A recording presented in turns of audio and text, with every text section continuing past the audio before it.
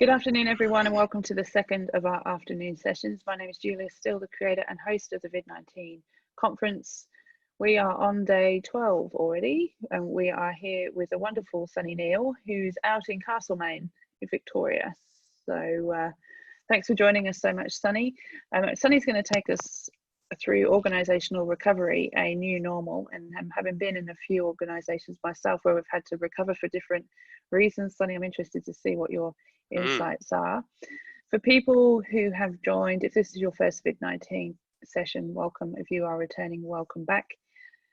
If you could open your Zoom menu, which you'll find at the bottom of the screen, and open the chat box, and make sure that the blue drop down is set to all panelists and attendees. That means that not only can Sunny and I see your contributions, everyone else can as well, and hopefully we'll get some good dialogue going as well. Sunny, I'm going to hand over to you. I can already see that we've got Arlene from Perth in the chat. If anyone else wants to say a big hello and where they're joining from, that would be great. So Sunny, I'm going to hand over to you, and I'll be right here if you need anything. Awesome, thank you. Excellent, so excited. I've been looking forward to this for days. So I'm really, really thrilled to be talking about this with you guys. It's obviously a kind of a new development, that we had to figure out how to react and respond to something like COVID-19. Oh, Jane, hi. So rapidly, and there's been a lot to manage and a lot to deal with. So I'm going to introduce who I am and give a bit of past about myself in 2 seconds. But first, so you get a sense of who I am and what I've done and why I've got, why I'm talking about this. But what I wanted to quickly say, first of all, is the context of this conversation is that organizations are groups of people. And groups of people have a dynamic about the way that they react and respond to disasters. And that dynamic is consistent across cultures and across time. So there's a lot that we can learn about how groups of people react and respond to emergencies and disasters. That will teach us a bit about how, well, not a bit, I mean a great deal about how human beings are going to be responding in an organisational setting. Now, there's a few key features to organisations that there is to be responsible for. That's a bit different to communities. But really, as you'll see as we go through this, you're going to find that there's an enormous amount of parallel and a great deal that we can learn. Those of you from New Zealand, I see, people from all over the place. Adelaide, New Zealand, Taranaki, New Zealand, Jane from Melbourne, Sydney, Brisbane, Auckland. It's fantastic. Perth. There's almost nobody now who hasn't dealt with one or a series of disasters in the last couple of decades. We've all dealt with them, and as we all know, we're going to be dealing with them more in the future. So there's a great deal that we've learnt over the last 20 years through trial and error, and I must say in Australia, through a great deal of failure around what works and doesn't work in recovering from events like this. So I'm going to go through some of that with you, and some of how, what we can expect to see over the next few years, what are some of the vectors that we should be looking for, and also a little bit about, so the context of all this is how we as human beings can transform something about ourselves as we go through this process, and our organizations will do the same. So background on, and housekeeping for me, I'm pretty interactive. So if you want to ask questions in the chat, I'll try to answer them, or I'll hold it to the end. If I don't answer the question straight away, feel free to ask it again. I am going to ask for input from you guys as we go through, so you can use the chat box to do that. I think you can all see it. So let's just play it by ear and see how we go. So oh, someone's writing something there. Yes, my background is that I led state and national emergency recovery efforts in Australia after floods and fires, both state and national. And we won awards for those efforts after the Kinglake fires. And then I led a national interoperability program to try to get the emergency management sector agencies to work effectively together through the Council of Australian Governments. And, that was a really, to be honest, all of those processes were quite messy processes. There was a lot of moving parts. And as we know from all disasters, there's a lot going on for people while they're going through it. So what is ordinarily a complicated process becomes vastly more complicated by the fact that human beings are dealing with themselves in whole new ways than they were when things just kind of going smoothly. I was the CEO of Australia's largest peak local government agency for sustainability for many years, and I played a role in setting up a couple of agencies that you might know. So the Forest Stewardship Council of Australia, which has a little FSC logo on the paper that you buy, the Green Building Council of Australia, and if you're from Victoria, the Council Alliance for a Sustainable Built Environment. Now, all of these things, interestingly, come together when we come to talking about how agencies are going to respond to COVID-19. Because working with corporations now, and I work largely with water corporations and public sector agency corporations and some private companies, there's a real burning platform now for having conversations that weren't there before. Literally minutes before this conference started, I got an email from a CEO from an organization just down the road here saying, let me just see if I can even bring it up. I won't say who it is, but saying, I just heard a great phrase from another CEO. This is not about what we go back to, but about what we go forward to as a way of being and a way of operating. And then his senior manager wrote back, that's spot on. That's the flavor we need to get our heads around. So there's something around the transformation of us as people and of our organizations that I'm going to go into in a bit more depth. So that's context. I'm going to bring up my first slide. Oh, hang on. Let me make sure I do this correctly. Share slides. Share. Now, Julia, that means that I can't see chat, but I assume that's normal. So if you go up to the top of the screen where the share button, where it says you're sharing the Zoom, and you'll be hidden. You just click more and open chat. I got it. Awesome. Okay, so I'm going to start with you. Where are you at in your organizations? I've kind of seen some organizations in the last few weeks who have responded really well and really proactively, and some that have just shut their doors. So what I'm going to ask you is to write in the chat box either the organization you work with, what brought you into this conversation, and where you think they are on that scale between 1 to 5. And while you're doing that, I'm just going to go through what these mean. So some organizations have, I call repressed. They've gone, there's a lot going on, there's a great deal of risk, we're going to close the doors and manage the risk in-house. Some are reactive, they're being quite active about it, they're developing new processes that they're going to utilize inside their organizations, but it's still within closed doors. Others are being responsive, they're reaching out beyond their organizations and starting to collect information from other people. Then there are those few organizations, like the one that emailed me right now, who I think of as resurgent. For them, the balance between opportunity and threat is more on the opportunity side, and they're really quite excited about what's showing up. They're also a bit exhausted, and that's just kind of how this goes. And regenerative is probably a stage where we're looking at where organizations are starting to go, this is my opportunity to completely transform what I am as an organization and turn it into something else, new shoots, something completely different.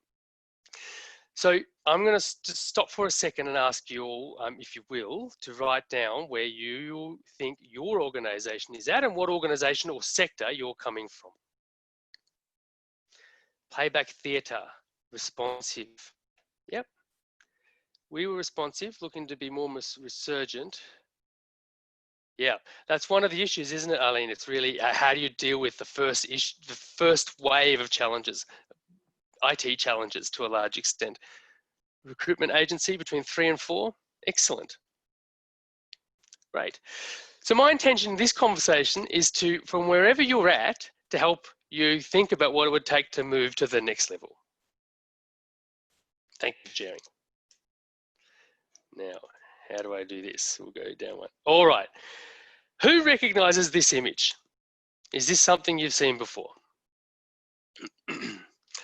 This is Rosie the Riveter. She's a famous icon from World War II.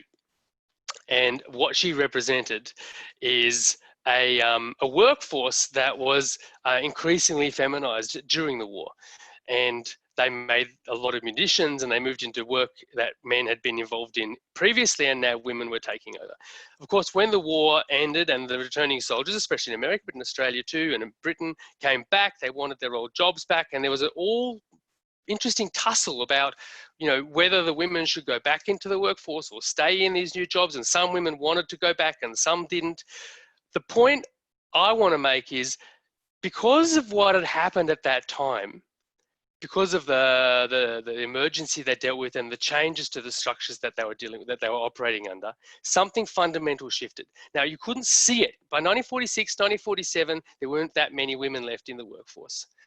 But what had changed forever. And that's what we're seeing now. What happens now has changed the way our organizations operate and think, and will be changed forever. It took 25 years before the feminist revolution really started to make inroads in the US. I mean, obviously there was a great deal that went on before, but before it really kind of took off. But the real shift happened in those two major wars, the First and the Second World War. And it took a while to flow through. We're going to see that happen in our organizations. We're not going to be just turning this around in the next 3 to 6 months.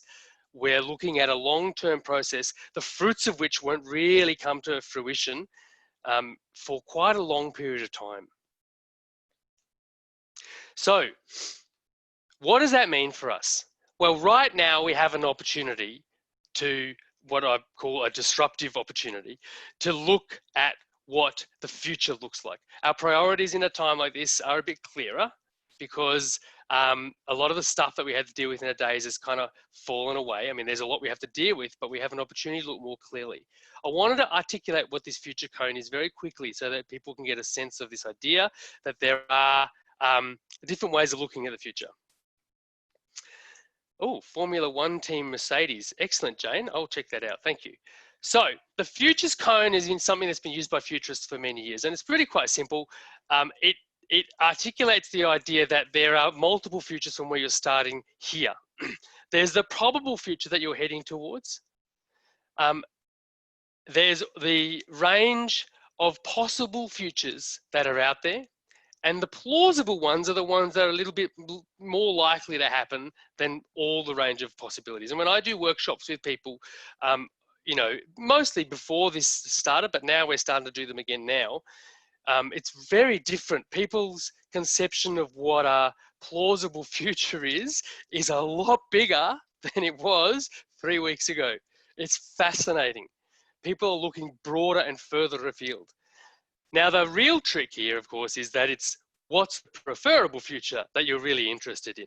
And that takes some work, because the probable future is where you'll naturally go, but it's not going to happen in the way that we anticipated before COVID-19. Now we need to look at more poignantly than ever before, what's the preferable future that we want to live into? And that takes some fairly deep thinking. And now is the time to do it. How do I go down? So what's showing up right now in our organizations? Some really great stuff. There's some really great stuff showing up. And I guess that the kind of people who are being attracted to this conversation are seeing a lot of that, or can see the possibility of that. So it's almost like, the reason I've chosen this slide is because it's almost like the bones that are sitting underneath your organization or your group of people start to show, and you can see what's really there beyond the flesh. And there's some great stuff. When I was talking to an organization yesterday that was very, very responsive to this process, they kept iterating that they had trusted people in a way that even surprised them. And the classic example is they said to people, you can take your electronics from the organization home. So I'm having coaching calls with people in organizations who have 3 or 4 screens and multiple computers who've set up this home office, all with company IT. So there are some really great things. Can I invite you, while you're on the chat line here, to just put up there any positive things that you guys are seeing showing up in your organizations, even in the last 2 weeks, like trust or other characteristics. Now, the other thing that's showing up in organizations is what was already there that is broken. This is probably where you need to start the conversation. Well, not probably, this is where you need to start the conversation around recovery. Yeah, more collaboration and cooperation, more caring and well-being, fantastic. And there's the other side. So I did a piece of work a number of years ago in flood recovery around here, where a small community got completely flooded out. And it had been a highly effective community for quite a long time. Then the floods came, very tight-knit. Then the floods came. Floods are a bit like COVID-19 in that they take a fairly long time to flow through, to pardon the pun, because once the water comes and goes, that can take a while, and then the water leaves great big muddy messes, and then the messes dry, but the water's in the houses and it steeps up. So it's a really long, drawn-out disaster. And it's a bit like this. It's going to take a while till it really flows through. And what that means is that after you go through the first peak of engagement, some of the things that were there before that were papered over start to come up and have to be dealt with. And in this town that I was working with, it was really interesting because some community members were bringing up issues that had pretty much been resolved 10 or 15 or 20 years in some cases before that now came up. But you're that kind of person. Or years ago, you did this. You know, the classic neighbors disputes. And it got to the point where there were people in the community who would isolate themselves from others and they no longer felt welcome into their community. There was a lot of upset around insurance, who was getting what, who was not getting what, around fairness, around access to council, around access to services, all kinds of things. And it looked on the surface like these were the issues that they were dealing with. Underneath it, there was a bunch of stuff that was socially driven by the community. Peter, how well, oh, this is from Jane too, Peter. So that's something to be really conscious of in the next couple of months in your organizations. What is coming up that is driving issues that really has nothing to do with the issue, but has a lot to do with what's been going on socially or with human beings under the surface.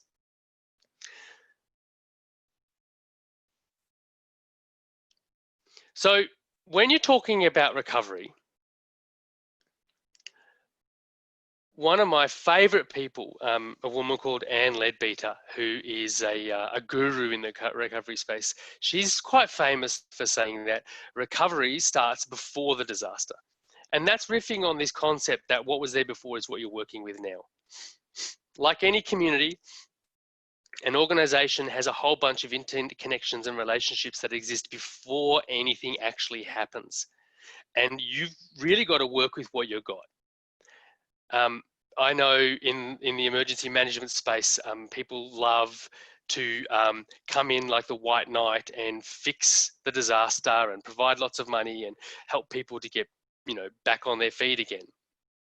But as a guy called Daniel Aldrich says in a wonderful book called Resilience, the quality of recovery has a lot more to do with the patient than it does with the doctor. And the health of the patient is what's critical. And what you've got when the disaster happens, when COVID-19 happens in your organization, is what you've got to work with. You've got to start with that first. And that means finding out what is actually there. When Carisbrook had its floods and I came in to help them, I didn't go in and say, I can fix you. I went in and I said, how do people get on in this community? How do you interact? What are things like? To be really honest, I didn't say a lot at all. I used to go into a lot of meetings and sit there and listen and listen and listen and listen and listen and build relationships with people. And slowly people started to trust me and trust each other, and they could kind of start to rebuild relationships that had been damaged. But there was not a great deal of building new stuff. And that's something for us to note. In organizations, you've got what you got. You can't wish you had something else.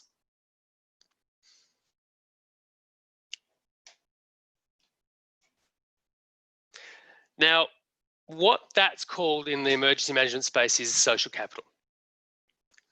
Social capital is the connections and links between human beings that exist, and this is what exists in your organization before the event happened. Now, the most famous author in this space, the guy that almost coined the term, is a guy called Putnam, and he said the Tuscan choir does not meet to create social capital, but that's what it does. So social capital is the ties that bind people together in your organization and across your organization. And now, as we're realizing further afield, their families and how they're interconnected with each other. When you're talking recovery for an organization, that's the first place to start. What is the social capital that you've got in your organization already? And you need to work with that. What you don't want to do is come in and try to build a whole bunch of new social capital on top in the midst of a recovery process.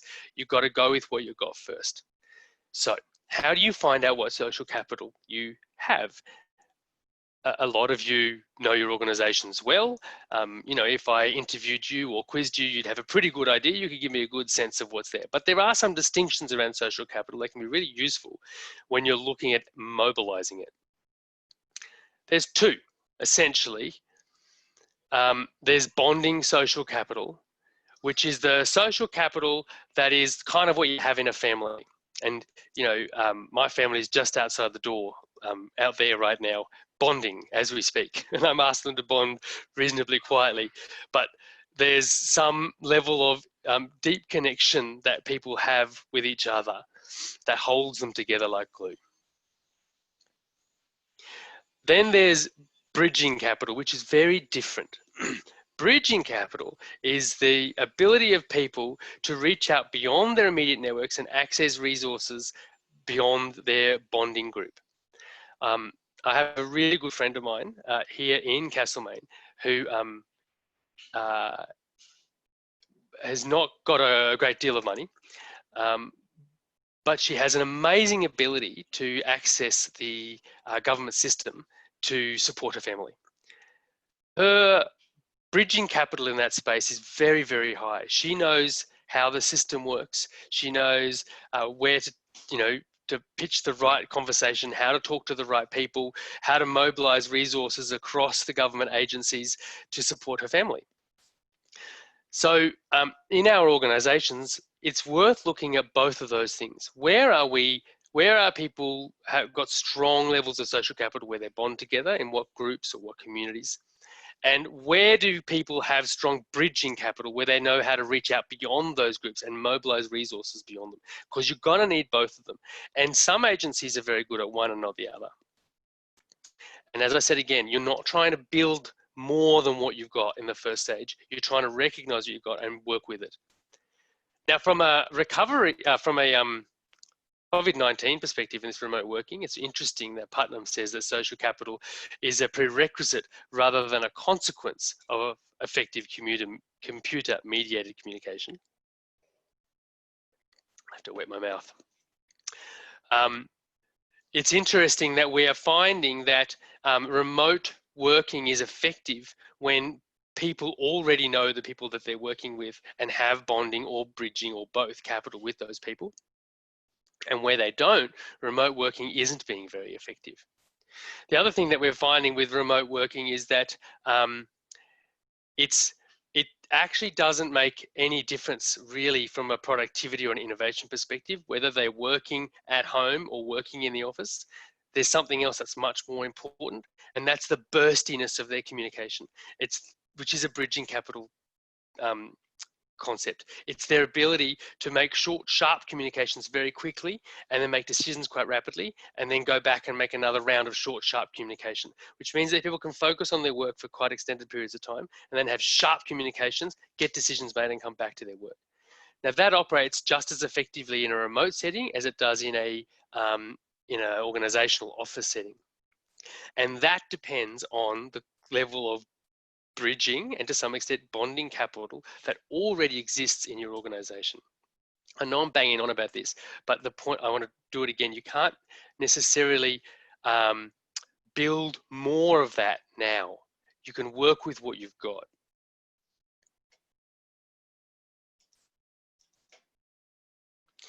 So organizations are collections of human beings. And when, as Anne Leadbeater says, when you have a big shake-up, shit looks different. So I'm now going to talk quickly about the learnings that have come out of emergency management about the process. There are four main ones. The first that we really haven't started to grapple with in most organizations, and I, to be honest, we haven't really started to grapple with this properly in the emergency management sector either, is that recovery takes a long time. When I got asked by the Office of Emergency Management to come help out in New South Wales after the fires, it would feel like a lifetime ago in January in Australia. For those of you that are not here, you probably heard about them. There's quite big fires in Victoria and New South Wales. And, you know, we were helping out, you know, in a way with those communities and getting them linked up with government agencies. I say in a way because it was actually quite there was a level of complication that we'd never experienced before in those fires. I mean, New South Wales has never had more than one emergency management centre set up at any one time, and we had 17.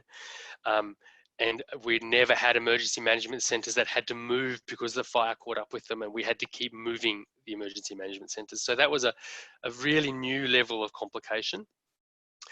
But what happened up there is things are starting to work relatively well when we got a new head of emergency management in New South Wales, and she said, the first thing she said was, we're going to turbocharge recovery. And everybody that worked in a space that was anything about it just sat back in shock. You can't turbocharge recovery.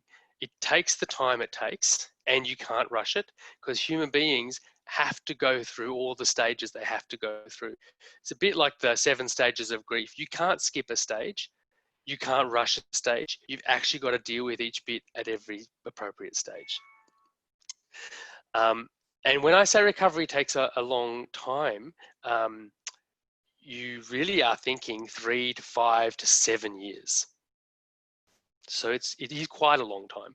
And that's, from an organizational perspective, it's pretty much the same thing. You're talking a number of years before this actually flows through and a new normal sets into place. Now, as we all know, I mean, you know, the Collaben Water up the road here has had a major environmental issue in the last couple of months. Other organizations have had fires, and now they've got COVID-19. So you can sometimes have overlapping disasters, but the process of going through the stages that you need to come back out the other side as something new is not a short one. And you need to really gird your loins a little bit to prepare for what it's going to take. The third point, really, I've kind of spoken about the first two, is that you don't end up where you started. Now that sounds so obvious. And for those of you on this call, it's probably like, you know, duh, like, yes, that makes sense. But for a lot of people, there's a deep expectation that things will actually go back to how they were before. And we can make the mistake as leaders of pushing that sometimes as well. I remember at the fires down in Kinglake, Twiggy Forest came in and said, oh, it was the government. They came in and said, we're going to rebuild your house and we're going to get you back your job. And I remember talking to people down there who said, that's the last thing I want. I hated my job and my house burnt down. I don't want either of those things back. But they were kind of forced to, by the way recovery was structured, to go back to how they were doing things before, because the leadership and the governance and the risk management structures were set up for a particular way of working, and it squeezed people back into the same framework they were at before. That wasn't necessarily the best one. So you're not going to end up where you started, but you can end up with a kind of perverted normal that you had before. And that's something to be very careful of as a leader. Also, you need to be careful, those people who are not ready for the fact that they're going to end up in a new place have to be carefully managed through those stages. The fourth point that you need to be responsible for in the recovery space, and excuse me for looking down every now and then, I'm checking the time, Julia. I wanted to make sure I try to keep it on time, is you need to prepare for and manage the big dip. So what is the big dip? I'm going to show you now a graph that outlines what the recovery process looks like from a community perspective. And I have run this by multiple managers and it's pretty close. I'm going to evolve it over the next few weeks.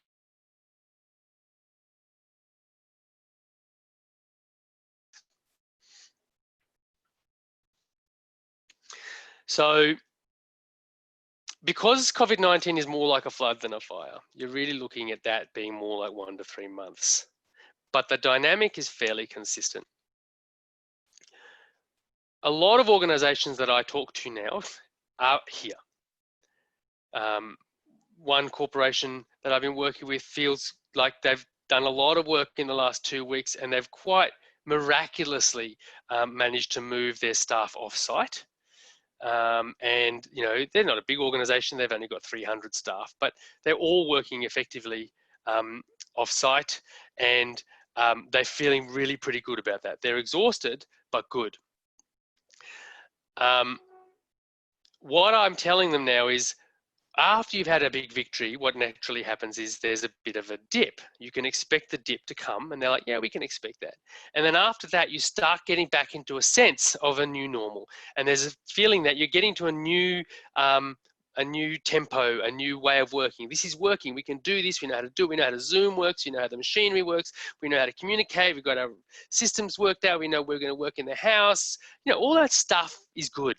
And there's a sense, as it says, of shared survival. Yeah, we did this together. We're a good team. We did pretty well. There's an expectation at that point that that's going to continue and that you kind of got it sorted.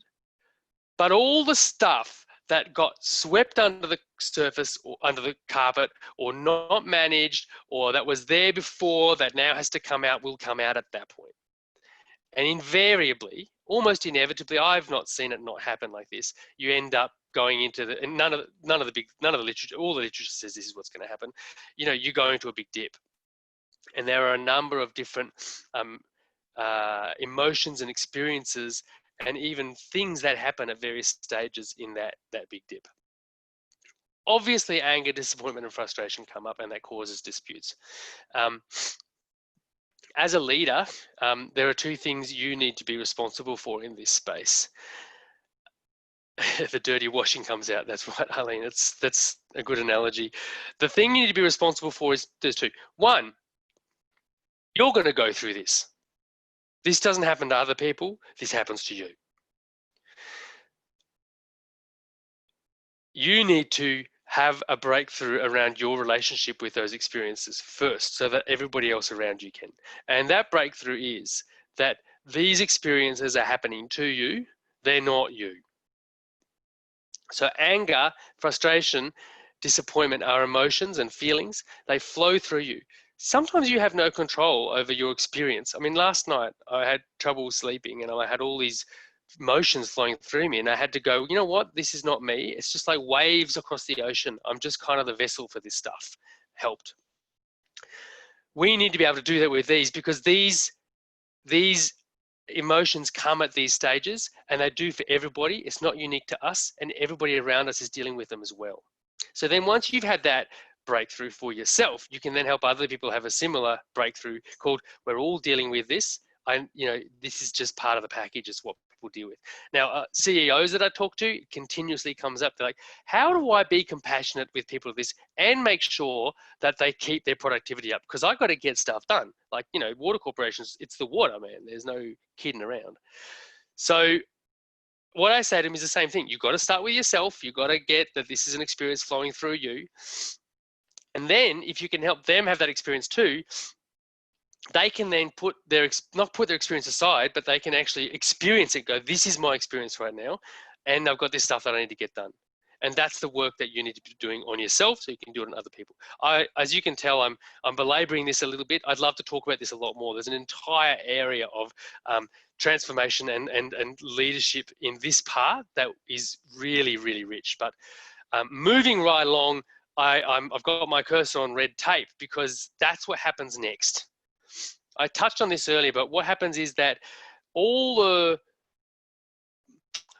the dynamic for red tape is that the organizations create red tape and governance structures and risk to deal with uncertainty.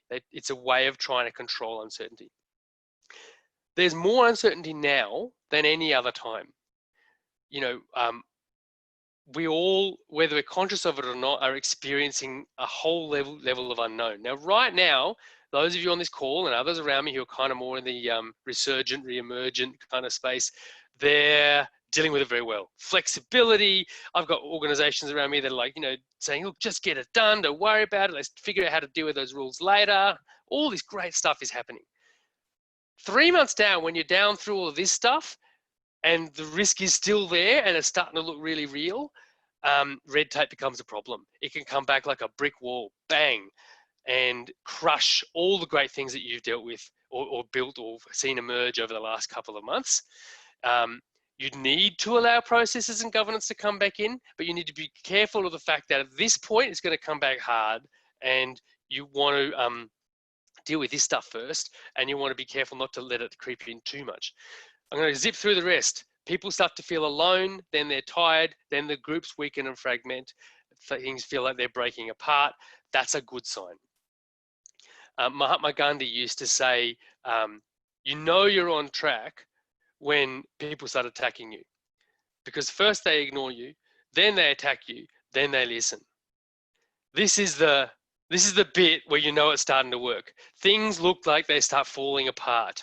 If you have a coach or a facilitator, I highly recommend having someone support you through this process all the way through, both as an organization and as an individual. I certainly have my own. I've taken on a counselor the first time in my life because I'm conscious that this is coming for me. So I highly recommend putting in structures for yourself and for your organization. But as you come back up again, that it starts to get exciting and a new normal becomes possible. So this is the process. I'm going to send this pack out. Well, normally I would. I'm not quite sure how to send this out. Julia, maybe is the best way to ask them just to put in the chat panel. If you want the pack, just give me an email. Would that be the easiest way to go? Yeah, you got a few options. You can pop your email in the chat, and I'll send it to Sunny afterwards. Okay, great. Do that. I'll give you my details. Or they can connect with you on LinkedIn, and you can exchange details afterwards. It's up to you. Well, on the last page, you've got my details. So if you want this pack or any of the other things that I talk about, put your email in the chat and or contact me on the details at the end. All right. Thanks, Julia. So this is the 4 vectors that an organization has to go through. Now, I'm not going to go through them all, and this is still a work in progress. I'm still working with a bunch of other organizations to flesh it out. But really, I've put it into 4 C's because it's easy to kind of remember, but there's the corporate side of things, the internal governance systems and processes, the buildings. I mean, some organizations are, they're now at the point where they are, what are we going to do with some of our buildings? Your work practices. Something to be really responsible for is that the dynamics within your organization are shifting and they may never go back. So remember Rosie the Riveter? Just keep her in mind. Rosie the Riveter, power dynamics shifted. They never really went back again. As a leader, you want to be responsible for that. They're not going to go back quite the way they were before, and really start listening for what's the new power dynamic and how can I support and empower that, and who lost out and how are they reacting to that.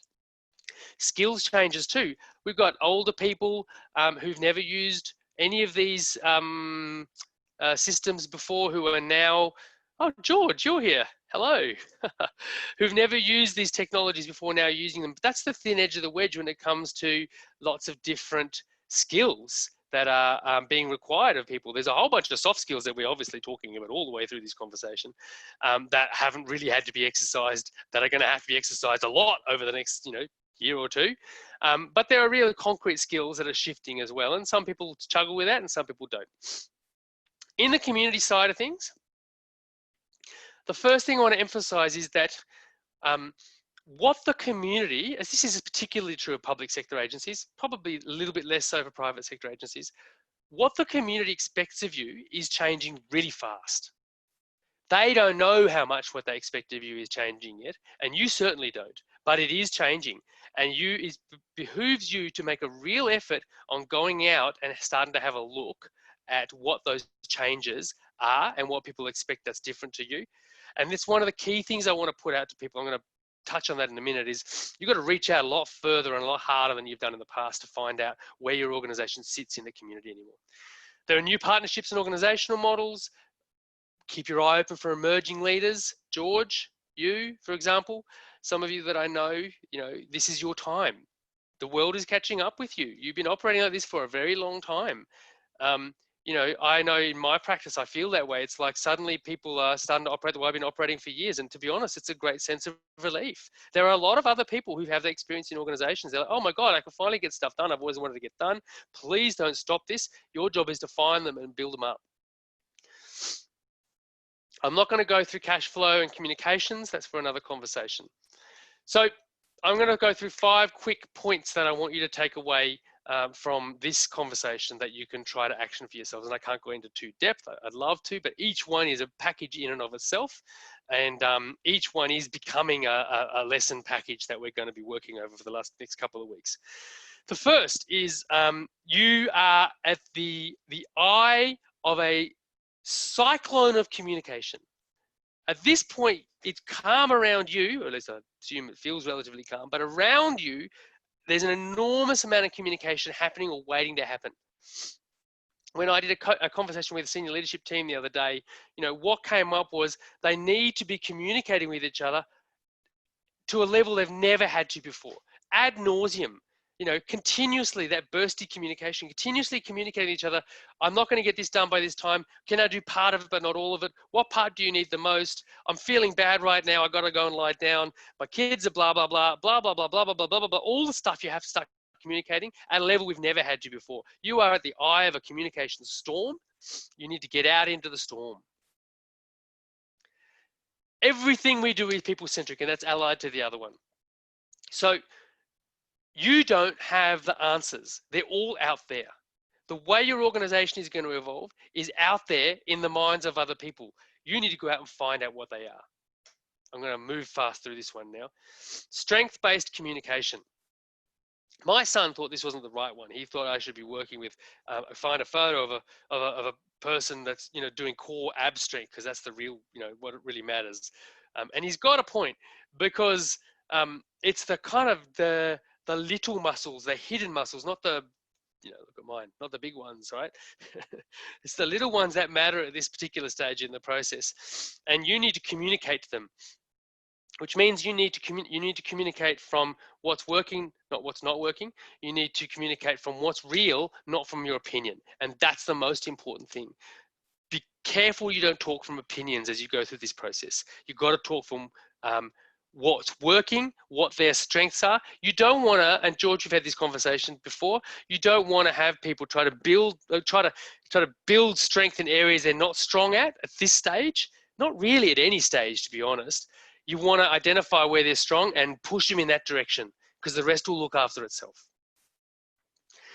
Long view. It's a long view. We're talking a long view. Communicate that with everyone. This is not a 3-month thing. It's not going to be over by Christmas. Recovery is going to take quite a long time. One of the water corporations up here talked about their experience of managing the organization through the millennium drought in Australia. And they kept emphasizing this is a long-term journey. We're in the same process. This is a 3-year process, and you need to plan for that. Truth-based communication kind of ties into the other one. I won't go into too much depth in that one, but that's basically the antithesis to gossip. The distinction of gossip that I use is anything that leaves somebody smaller than they were before is gossip. So every communication has to leave people bigger than they were before, and that's hard to do when you don't like them or you think they're crap, but you still have to do it, and that's your job. And you can build that muscle in your organization. It's going to take you a long way. None of those things work if it's icing over a mud pie. The first thing you need to do, and Arlene, it was your comment, I think, the dirty washing, you need to be super, super sensitive to the crap that is coming up for people. You can't let it go when it comes up. You've got to let it come up, and you've got to let people deal with it. Now, remember, their emotions are their emotions, and they can still get on with what they've got to do.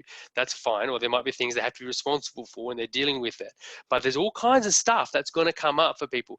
I had a senior manager the other day be really brave on a conversation. She's a lawyer, and she said, I spent hours crying the other day in my lounge room, and I don't know exactly why. And you could tell the entire group felt a sense of relief that they were allowed to be authentic like that too. But she was willing to acknowledge the mud, and then we were able to create something new.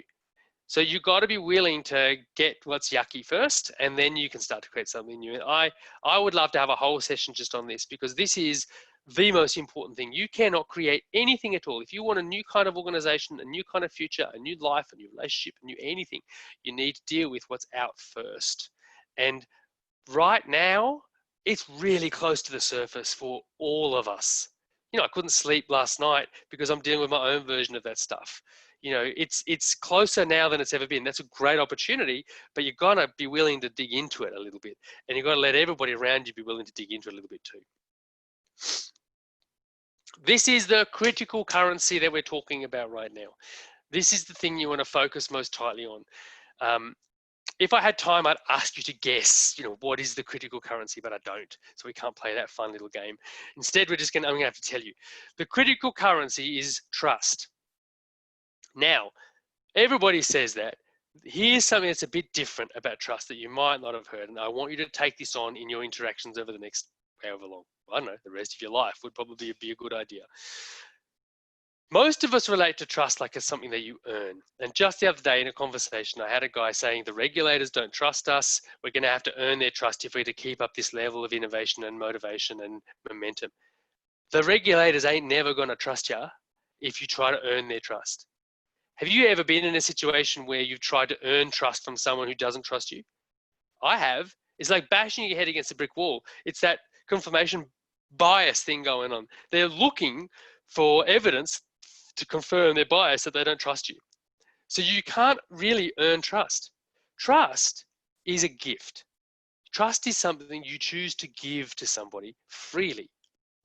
I will trust you in this job because of all these reasons, but at the end of the day, I'm going to choose to trust you. The other day, our group had a dashboard whipped up in a couple of days. Some of you might be on this call from that organization.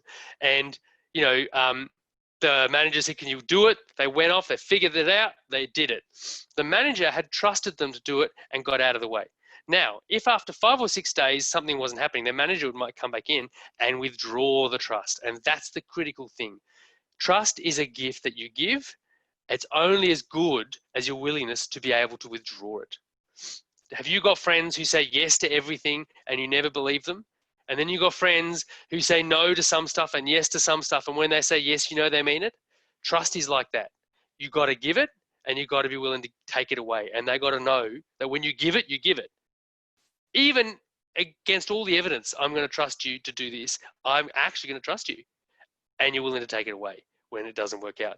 And it's bounded. Trust is not a thing that you give willy-nilly. I trust you with everything. Because I trust you with the dashboard, I also trust you looking after my children. No, that would be really stupid. No, I trust you with looking, after my children. I wouldn't ask you to make a dashboard. Trust is bounded in time and scope, but it's absolute within that space. Yeah, you've got to be willing to take it away when it's unsafe or inappropriate, or they're not going to get it done. So that's critical though, because we keep going on this, I've got to earn the trust, or they've got to earn the trust from me, or no, it's a gift. Now, if you want someone else to give you trust, you've got to ask for it. And you've got to create the bounds for it. You've got to say, I want you to trust me in this scope for this time. And at the end, we'll review it. And if we haven't gotten where we're going to get to, or I've proven myself to you, then I expect you to withdraw that trust. That's how you build it in a moment. Don't spend months trying to build it right now. We don't have time. It never works anyway. So we've got 5 minutes and then we're going to go to final questions.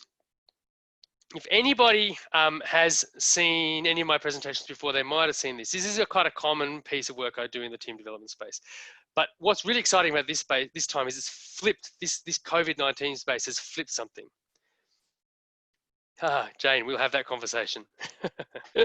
So normally we create teams of people on the basis of two things. The way that we relate to each other is driven by where we are in the hierarchy and the skills that we have. I give a mechanic my car to look after and fix because she's got the skills to do that. I have a particular kind of relationship to my boss or to my employee that's different depending, and the same person might change their position in the hierarchy, and my relationship with them and how I communicate with them shifts. That's how we determine who's who in the game. But when this happens, something else comes to the fore that's always been there, but that we haven't always identified as a critical characteristic. And that is, what are the attributes that you're bringing to the team or to this conversation? Now, trust is a key attribute, but there are many others. And when I do this work with people in organizations, I ask them, what are the key leaders that come to mind that inspire you? And, you know, if they don't come up with anything fast enough, I'll rattle off a few classics: Nelson Mandela, Mother Teresa, a few others. Right? Now, we don't remember Nelson Mandela as his administrative or hierarchical abilities. We remember him for a set of key attributes that he brought. All the great leaders, we remember them for that.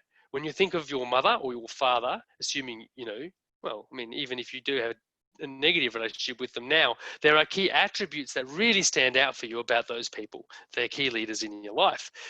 In this emergent phase that we're in now, attributes become absolutely critical. They always were in the emergent space, and there's a white paper coming out on that as soon as I can get the printer to get that organized, about the different kind of attributes and skills that are needed in an emergent space compared to a delivery space. But right now it's all about emergence. So your job as leaders is to look for what are the key attributes you need from people? What are the characteristics they have that are unique to them that you need in a team? And it's way more important than their position in the hierarchy or their skills.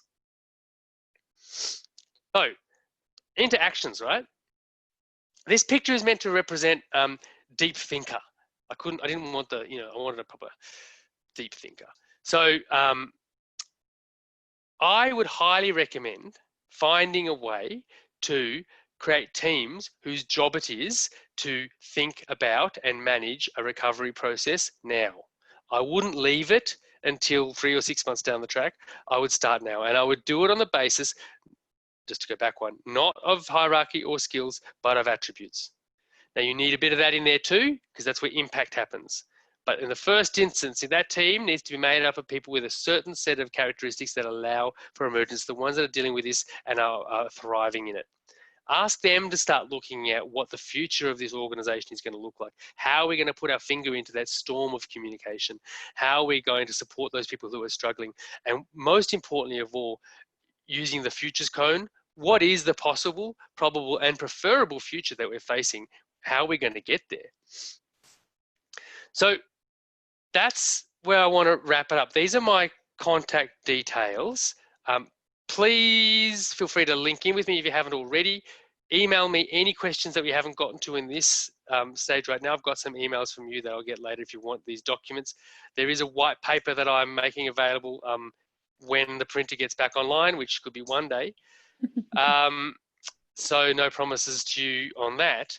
I'm also running 2-hour workshops for organizations via Zoom on what to expect in an organizational recovery space. So it's a more in-depth version of this. So if that's of interest to you, let me know. Thanks so much, Sonny. There's a couple of questions, some interesting debate going on, courtesy of Jane. Thank you, Jane. I know we always have some healthy conversation too. So there's a few emails that I'll get to you in the chat box. Sonny, I'll get to those afterwards. Tim asked, if red tape is created to manage uncertainty, how do we remove the uncertainty? How do you remove the uncertainty? Well, there's uncertainty is a bit like a mountain, right? Covered in fog. You're sitting at the bottom and there's only uncertainty as far as you can see. And the higher up the mountain you go, the more you discover there is. So there's no limit to uncertainty. So you can't remove uncertainty. What you need to do is be very careful with the intention of your red tape, whether it's trying to create certainty where uncertainty is not appropriate, or whether it's trying to create certainty where it is. And that comes down to fundamentally, is the intention to create something new and innovative, or is the intention to deliver something effectively? And if it's to deliver something effectively, red tape and governance is a great idea. If it's to innovate and create something new, it'll just crush what you want. That's kind of what the white paper is on. It's a great question. Yeah, Jane added, and I like Jane's comment as well, is that I don't agree red tape is created to manage uncertainty, rather because of a lack of trust. And I've done a lot of work in the project space over the years, and certainly find myself jumping through all kinds of hoops to meet people's needs, rather than being empowered to sort of get on with it and deliver what you're actually being asked to create. So yeah, I agree with your comments as well. Sunny is you're back. What oh, did I drop out? Oh, I dropped out. Oh, you dropped out. Yeah, Jane said good response. So yeah, I think it can get in the way of innovation. I think but in the right situation, it's absolutely needed. Yeah. And we do need to put the guardrails up on certain things for sure. Arlene said hashtag as well. Yeah. So if anyone's got any, I think there's a question in the Q&A as well. Oh no, sorry, it's the same question that Tim just asked. Let me just see if there's anything else in here. There's lots of narrative around adjustment as people work from home.